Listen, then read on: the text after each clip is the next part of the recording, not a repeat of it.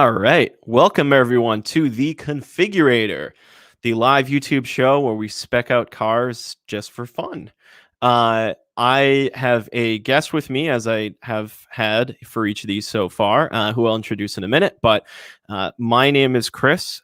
This is my YouTube channel for your infotainment. And yeah, this is The Configurator. If you're watching on the live stream, please chat in. Let us know what you think. Let us know what you think about this car. Or think about how you would spec it, how we're specing it. And if you're watching after the fact, yeah, please leave a comment. We'd love to chat with you. And before I go any further, be awesome if you went to my channel and hit the subscribe button right now, because I'd love to do more of these. And by you subscribing, it encourages me to do more. And in fact, even if you don't want me to do more, you should subscribe. I just want to see that number go up. So without further ado, I'm going to introduce my guest. Jake, aka Carguy1999 Reviews. Hello, everybody. All right, Jake. You just saw the subject of our live stream tonight. Oh, what a subject it is. Subject to almost everybody's opinion. So, if you haven't been keeping up with cars over the last week, the car that everyone is talking about, or the duo of cars, I should say, is the brand new BMW M3 M4. It has a face only a mother could love, I think has been the best description of it that I saw. I didn't come up with that. Certainly polarizing looks, but the reviews on it have been nothing short of phenomenal. So, and not only that, it's a really cool, really important car. I mean, this is an enthusiast first car from a big luxury brand that sells a car in every single possible market. And, you could argue that their product is getting a bit watered down. This car appears to be anything but watered down. And then on top of that, the options sheet is actually pretty interesting. Again, I think BMW went out there on how they built and spec'd this car. So, Jake, you saw one in person. Tell us your thoughts on that. I've seen both, and what was funny is I just saw a statistic today from BMW that said 1 in 5 people love the looks. That's only 20% if you sit there and do the math. I'm like, oh, that's an interesting stat. So I saw it in pictures, and it's not a kidney grill anymore. It's a lung grill. Yeah. I mean, a lung grill. Next, it's going to be a torso or a leg, but even we should be fair to BMW that the large grill trend is not just them. A lot of the automakers are making Lexus, I think, started it. Yeah, yes. And oh man, remember how that was when that came out? Lexus, this, this brand that traditionally is marketed towards an older, perhaps more design conservative crowd, right? That's typically been Lexus's bread and butter. And then they came up with this product that was just outrageous looking, and they've continued to sell too. But absolutely. And I think what BMW decided to do was they really just made everyone talk about the car. Because it's a genius marketing tactic in one aspect where people are, look what we're doing now. We're talking about the car. We're feeding the machine. We are feeding the corporate machine, maybe because BMW, please just give me one of these cars. But no, I saw them in person, and as much as I hated to say it, the looks grew on me. Yeah. It was a bright orange M3 base package, which I think is called the Pure or the Core. So the base one's called the Core, and then you have the Competition. So the Core only comes in the manual with rear-wheel drive. Competition is your automatic with up to power and all-wheel drive. Yeah. So that was in a bright, I think it was a Toronto red.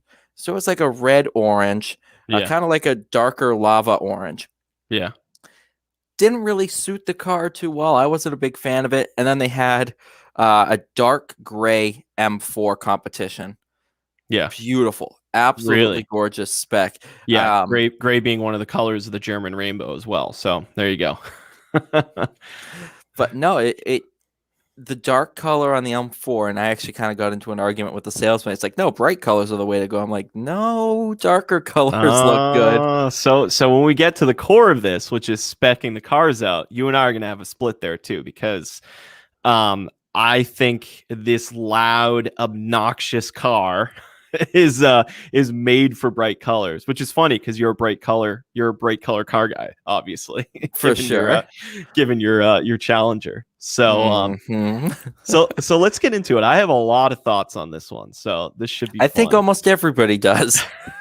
so let me pull up my screen here. One of the things about the design for me is it's not just the grill. The design, in my opinion, is heavy-handed, right? There's a lot going on to the design, Absolutely. which companies like Lamborghini make a living off of that, right? I mean, that's what Lamborghini does. There's a couple details for me that just kill it, though, right? The face actually, to me, isn't even the worst part, because I actually like the hood vents that sort of like how it goes from the grill and keeps going. Yeah, that actually looks really cool. It's this really cool sculpting, and I think the photos, in my opinion, don't do it as much and again, I haven't seen it in person, but in the videos that I've seen, you can really see the contours and the sculpting on the hood. That's really cool. Oh, and I agree. In person, it's a lot more obvious. All right, so let's spec it. So you're going to go M4, right? Correct. All right. So I went M4 competition. Oh, all right. It's interesting, the competition. So before we get into this, you're not really paying a huge premium over the standard.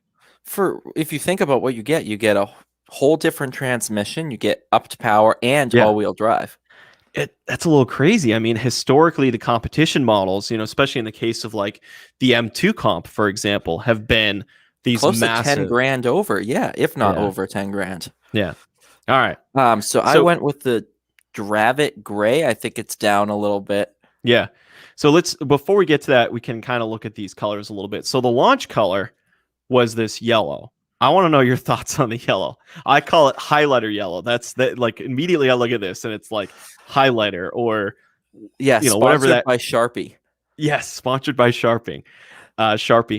But again, where I give BMW credit is this is a crazy color for a German luxury automaker that everyone accuses of being conservative and refined and buttoned up. I mean, from an image perspective, this color is like none of that. So I can give them a lot of credit for this color. And actually, the interior option that matches this color I was gonna say amazing, it looks awesome with that color. And the only color you could do that interior with would be this one, right? So you can't do red and then have like full Ronald McDonald mixed with Smurf. Yeah, there you go, Smurf McDonald or something like that. So other colors they have: the black sapphire metallic, the Portimao blue metallic, which is a nice color. Yeah, the Toronto red metallic, which that's the color that the M3 was in. Yeah, hint, I like this one. So when we get to my spec. So what was the one you did? The Dravit Gray? Yeah. Now what made you choose this one? Because I'm pretty sure this is the color that the M4 was in, and I fell in love with it. Yeah. See, I personally, I know you own a black car, so don't get offended. I would never own a black car. It's just way too much maintenance to keep clean. So this is like right on the border. And these look absolutely menacing in darker colors. Yeah, I mean, so what's interesting to me is, and again, not seeing it in person is a little different, but in the images, the darker colors, I think, how should I say this? The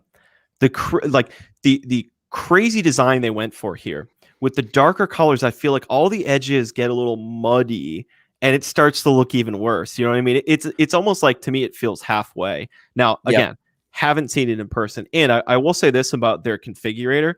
I don't know why they chose a dark background. Yeah, it just doesn't work. There's that, and this is obviously a rendering, and the rendering is very fake looking. So if you're seeing this on the live stream, it's not the not you. resolution of the live stream. This is how it looks. You know, it's funny going from that Ferrari Roma one we did the first week, which is this like super high resolution rendering that couldn't load smoothly. Remember when I was like rotating around it? It was choppy. The biggest one is Pagani. Like, you have to have a pretty up there GPU. It has a warning saying, hey, if your GPU isn't up to snuff. I tried using it at work, and we have like big gaming PCs for editing and stuff. Yeah. And it could barely run it. Wow. It was pretty intense. That's their barrier to entry. Anyways, pretty much. So you're going with the Dravik Gray Metallic. All right. What about for wheels? For wheels, I went with the M double spoke black ones. I think it's the one underneath the one selected. Yeah, so also credit to them. All of these wheels are gorgeous. Like, oh, absolutely. In nailing the sort of balance between sporty and, I don't really want to use the word elegant because there's not a lot that's elegant about this car, but nailing that balance between, sporty and still refined, these look really good. As opposed to, like, I'm an Audi guy. The Audi RS6, the RS7 wheels are insane looking, but there's nothing subtle about them. You know what I mean? Right. So these are good. All right. What do you got for next upholstery? Interior color? Yeah. Scrolling down, I think it's the Kyalmi orange. Kyalami orange. Yeah, that looks good. With that dark gray, you'll see when it pans to the outside, it just really sets it off. Wow. Again, just going out there and going so bold with this. Like, and to think that this is probably the last fully gasoline-powered M car. Maybe that's why they just went for it. Yeah, I mean, what are they gonna do? That's sick. Yeah. This is it seems like most of the press cars they had out there that people have had their hands on were the that highlighter yellow, whatever it's called, and then this on the inside. That color, especially in the carbon buckets. I've seen a lot of videos, especially from all the YouTubers up in Canada, that were that bright yellow with the carbon bucket in that color. It looks so good.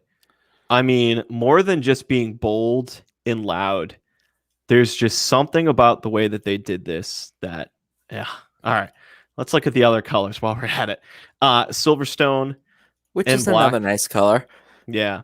I personally would not get a pure white interior, or that's a light gray. Yeah. But you wear jeans once in that car, and they're gonna look like the other color that's there. Yeah, they're gonna look like the blue. So we didn't go over prices. The paint, I think, was an upgraded price, right? Yep, that one's $19.50. $19.50. Okay. And on the interior here, I was a little confused. What is the difference between these ones down the bottom? It's called extended leather versus leather. I believe it's the it's the under dash. Oh, the under dash. Okay. That's 100% so that's what it is. I just saw it change as you were doing it. I'm like, what is the difference? Yeah, so you went with the orange. I think I went this is the orange without the extended $2,500 one. Yeah. So I think it was the extended dash. So it's $2,500 for the extent. I mean, that looks good though. It does look good. It sets it. It creates a whole ring around. Like, you have the upper layer, which is dark colored, and it's just a complete ring around the bottom. Wow. That just, man, I want one. All right. For trim. Right. For trim, I did the BMW individual aluminum trim, which I think a little down. That one you were just on. This one. That one. I was gonna go with the carbon, but I'm like, So what is the BMW individual? I think it's their version of like MSO in a way. Oh, okay. But it's only $1,000. Like, that seems like a pretty good deal. Yeah, but if you do that for every option, it starts running up real quick. Oh, yeah. If you do the BMW individual. For everything. it's not loading my 360 interior. But what that did was, here, if I can go back to the Change it between original piano black and the other one, and yeah, you can see where oh, everything's different. this piano black just gives me the creeps. Just imagining the fingerprints all I would over it. never let anyone touch it. Yeah, I would have like PPF on it and just labeled "Do not touch." yeah. So just to show the people watching this, we got the carbon fiber, which is pretty interesting because It adds it on the steering wheel too. yeah, but as far as a carbon fiber spec in a modern car, it's kind of conservative, right? Which is weird, seeing how everything else in the car is not conservative. Yeah. So I actually really like the fine wood personally. I was think tossed this looks between really the two. cool. Yeah. And for the same price. So Yeah. all right. So next we go to our options. Options. So these are the ones that are less fun visually, but I'd love to walk through them because there's some interesting ones here, right? So For sure. I didn't add any of those, but yeah. So the driver's assistance package, maximize peace of mind every time you get behind the wheel when you're trying not to hoon your car, I guess. The reviews of the extended traffic jam assist though have been very good. So it's interesting. Is that how you want to drive your BMW, or for the sake of contrarianism, I guess, in holding on to the experience of driving for as soon as possible, do you just skip all the assistance stuff? You know what I mean? yeah, I don't know. I think a lot of people are like, you know what? Let me just hit something so I can change the front bumper. But I'm beating a dead horse at this point. Yeah. So parking assistance package. Now, what's interesting about this one is it's only $800 and it comes with a built-in dash cam. So dash cams are the thing now. I don't have one and don't plan to get one, but if you got one built in, that I'd use it. Yeah, that sounds like a good deal. But also, this is the only way to get parking sensors, which is bizarre because they're standard on. Yeah, they. I saw this in one of the reviews. So you're paying $80,000 base for a BMW, and you don't get parking sensors. Nope. So we're gonna they add really that are one. going all out on this thing. Now, what about the exec? Now, see, an executive like you need things like remote engine start. That would be pretty nice standard. Gesture control. So you've seen this in the reviews, right? I've used it. It's I don't understand, and maybe I'm missing something. How is it easier to put your hand in the air and go like this to turn up the volume than to just put a freaking volume knob on it that I can reach over and do? Right? And the worst part is, it's never like you do this and it moves it up a ton. You do this and it does it a little. It's not. Oh yeah, the same. It's trying to figure out. Yeah. And then if you're talking to your passenger, you're scrolling through every news channel imaginable. Yeah, I talk with my hands, so I'm sure that would be happening. Next thing you know, you're learning Japanese. Yeah, there you go. And then you can't figure out how to turn it back, right? Heads up display, adaptive LED headlights with laser lights. Now, the laser headlights are super cool. They look awesome, and the reviews of them are phenomenal. So it's interesting as to whether those headlights alone are worth the $3,000, right? Oh, for sure. Heated steering wheel. I have that in my car right now, and I love it. It is a game changer on cold days. But But and the heads up display. I mean, I don't think, to me, it's worth the $3,000. Right, because a lot of that stuff, if you were just getting it for, let's say, the heated steering wheel and the remote start, it's not worth the $3,000. But if you want the laser lights, you want the heads-up display, and you want stuff like that, then it's worth it. But I laugh at just the way they named the package the executive package, and it comes with it's almost like they were like, all right, we don't want to sell these options individually. We need to package them together so that if someone wants one of them, they'll get all of them. And then let's give it a catchy name so that people click on it. Exactly. But did you check the other? I think the second one might be checked. Oh, the parking assistance? Yeah. Keep that. Yeah, All right, keep we'll that. keep. I didn't know that was the only way that you could Yeah. put parking sensors on it. All right, here we go. So I have the M. Oh, it's not in order. Yeah, I did check that. The the blacked out lights. Ooh, I like I that. did the Okay, ventilated seats. So on the right, I a did must. that. Yeah. Uh, The I didn't. buckets. I didn't do the buckets. Yeah. $4,000. Um, but the reviews of this seat. So you know, everyone loves the carbon buckets for those track days, right? Yep. But then they hurt your back when you're not on the track. You're just driving on, especially here in New England, right? These awful roads we have here in New England. The reviews of Lamborghini is these. the worst when it comes to the comfortable Oh yeah, carbon buckets. yeah. Well, they're notorious for that, right? I think the Murcielago has commonly been referred to as like one of the most uncomfortable cars ever, or the even going back to the Diablo, right? Yep. So, or the Countach, but all the reviews of these seats have been phenomenal. Are they necessary though? I think is the I don't think so yeah, personally, unless you're gonna track it, which I know they're probably gonna make an M4 GTS again, yeah, yeah, which obviously then go for it. I yeah. didn't do the carbon exterior. Yeah, so the carbon packages are just um yeah, so it's the mirror caps, the rear spoiler, and I saw this pointed out. I think there's like around the air intake on the front and then the diffuser in the back. It's actually pretty subtle for carbon fiber because they all come standard with the carbon fiber roof. Unless you get the moonroof, I do Unless you get the believe. moonroof, yeah. So I don't know if I would add this one either. Personally. I did do the M Drive Professional. What is this? I believe that adds a couple different drive modes to it, and you can configure a bunch of stuff. Basically, I went conservative daily driver with the M upgrades. Yeah. Interesting. Okay. So you added this. Yep. All right. I did that, and then I did the carbon ceramics.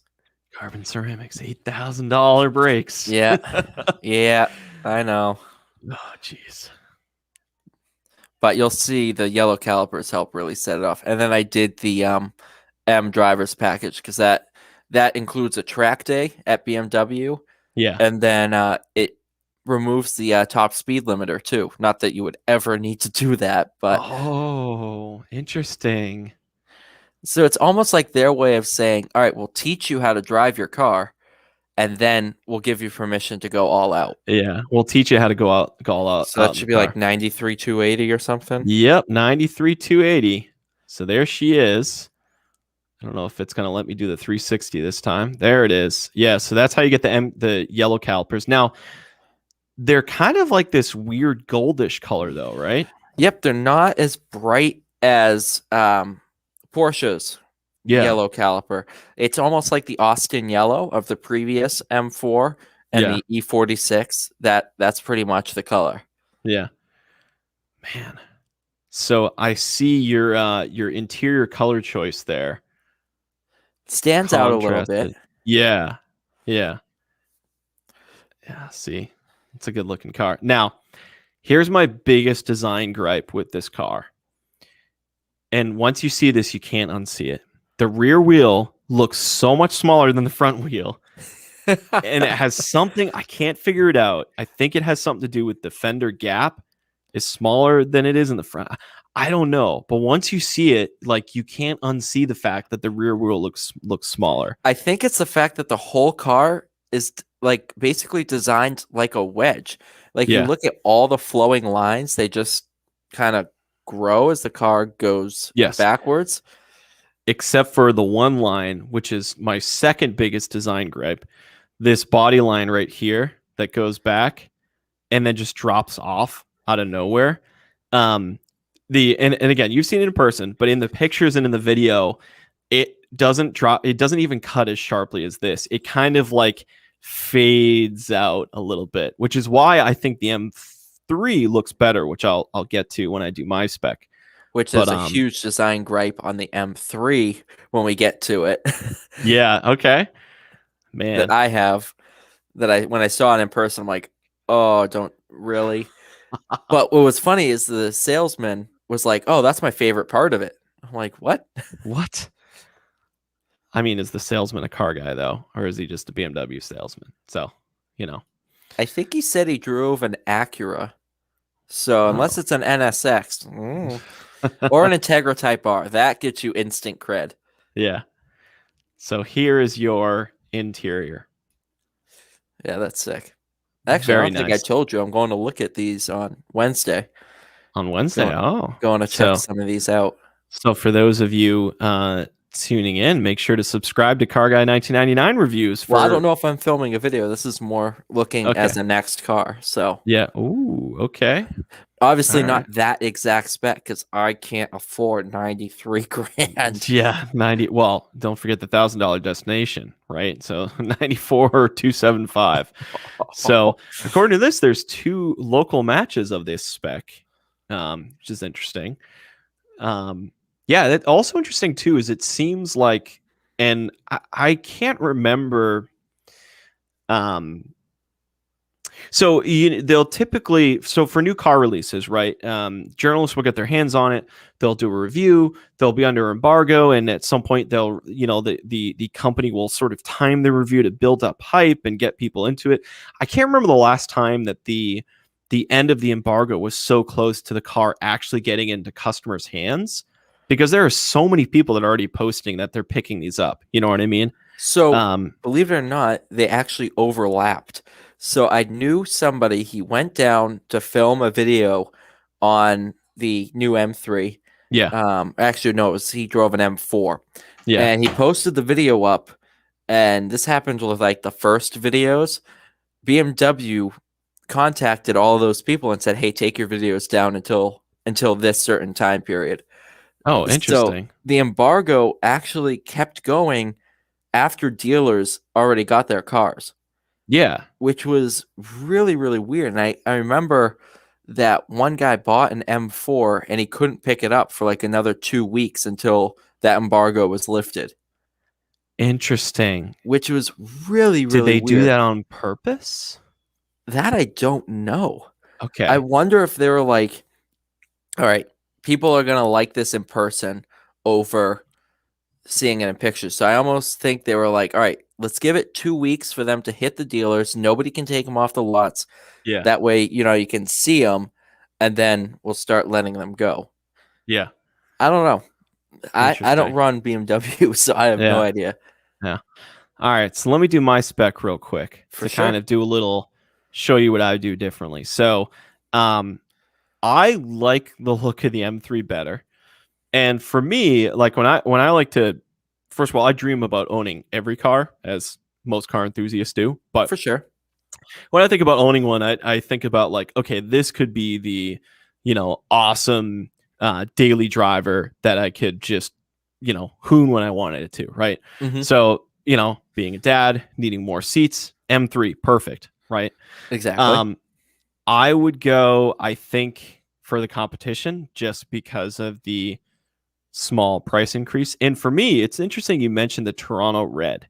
Now, I love red cars, so this really shouldn't be a surprise, but for some reason, when I was clicking through all the colors, the red was the one that really hit me. It's like this super bright, you said it's similar to the lava orange. I honestly think it's like a darker lava orange. Yeah. So I'm even more sold on it then after that comment. so that's what I would do there on the M3. The wheels, now, I just like these sort of, where were they? The second one, the silver Those wheels, look just like the X3M's wheels. Dude, oh, you're right, they do, and I think they look so good. Now, how much are these things to fix? I mean, they're like sculpted, right? So, but I really like those wheels, and I think we've had the wheels discussion on every one of these. Like, not always a huge fan of the silver color wheels, but I think they work well on this. Oh yeah. On the upholstery, I was torn because I Like, love. brand new car, you already have torn upholstery? Sorry. Nice, nice. Hey, that's a dad joke. I'm supposed to be the dad joke one here. Yeah. Come on. Well, we're specing an M3 here, so. Yeah, that's true. That's true. Nice, nice little dig there. I would love to spec this interior, but it just doesn't work with the red. So No, it really doesn't. I actually went the Silverstone and black. I Or applaud you for Silvertone that. black. And I have a what is it called? Sand interior car. So we have a Mazda CX-9 with a sand interior. Oh, yeah. And so it's like a white. It's more on the, I guess, on the brown and tan side of the white than this is more on like the gray. And it does, like, my wife and I wear jeans like every day, so it does. What they say about the white interiors, the color of your jeans kind of rubs off. It does, but it still looks so good. Like you get in that car, especially sitting in my all black interior Golf with no sunroof. So it's like you sit in that thing, you feel like there's no light. And then we go into our CX-9, which obviously is bigger, lighter interior. It's got the moonroof. So That's really why I'm like a this sucker spec. for different color interiors other than black. It just livens up. Car interiors, they tend to be very, very dark. Yes. And the DBX that I drove, the Aston Martin DBX, was a full tan interior. I mean, everything was tan. Top of the dashboard, everything. Yeah. And it's like you're in a whole different world. You don't feel like you're in a car interior. Yeah. Well, it's interesting. It's like the Porsche of the the 2000s, right? With the bright red, or that interesting red, all red interior that they had, which I drove I think it was a Boxster that had that with the red leather, red dash, red carpets, everything. Yes. Yep. Yeah, I went with the wood grain, which I think, especially with this Silverstone gray color, I think looks really cool. And then the only option I did here, I did two options. I did do the moonroof. I love moonroofs. I miss that. I wish my Golf R had a moonroof. Did they have an option for it? So it's weird on the Golf Rs because the certain years had different options. And I think for my year, which is 2018, only the manual Golf R you could get with the moonroof. And then I think in 2019, they removed the option altogether. So I don't know why they did that, but I would go moonroof here. And then the other option I chose was the driver's package one as well. Nice.